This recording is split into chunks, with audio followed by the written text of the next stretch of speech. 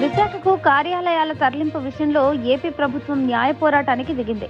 అమరావతిలోని ప్రభుత్వ కార్యాలయాలను విశాఖకు తరలిస్తున్నారు అంటూ రాజధాని ప్రాంత రైతులు హైకోర్టును ఆశ్రయించారు. పిటిషన్ దాఖలు చేశారు. హైకోర్టు సింగిల్ జడ్జి ఈ పిటిషన్ను విచారణకు స్వీకరించారు. త్రిసభ్య ధర్మాసనం ముందుకు పంపారు.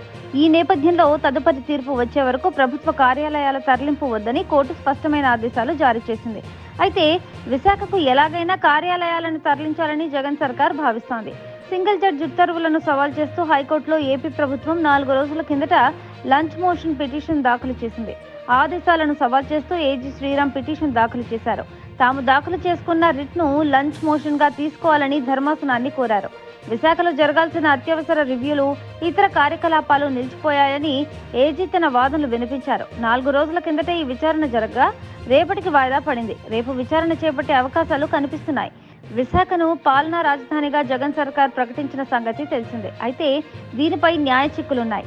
ఇప్పట్లో తేలే అంశంగా కనిపించడం లేదు. దీంతో కార్యాలయాలను తరలించి విశాఖ రాజధానికి తాము సిద్ధంగా ఉన్నామని సంకేతాలు పంపించేందుకు జగన్ అన్ని ప్రయత్నాలు చేశారు. కానీ ఇక్కడ కూడా న్యాయపరమైన అవరోధాలు ఎదురవుతున్నాయి. వీలైనంత వరకు వీటిని అధిగమించి విశాఖలో కార్యాలయాలు ఏర్పాటు చేయాలని జగన్ బలంగా భావిస్తున్నారు. అందులో భాగంగానే హైకోర్టులో వరుసగా పిటిషన్లు దాఖలు చేస్తున్నారు. ఈ విషయంలో సుప్రీంకోర్టు వరకు వెళ్లేందుకు ప్రభుత్వం సిద్ధంగా ఉన్నట్లు సంకేతాలు వస్తున్నాయి. ఎట్టి పరిస్థితుల్లో ఎన్నికలకు ముందే విశాఖలో అడుగు పెట్టాలన్నది జగన్ లక్ష్యం. మరి ఏం జరుగుతుందో, ఎంతవరకు ఈ విషయం వెళ్తుందో చూడాలి.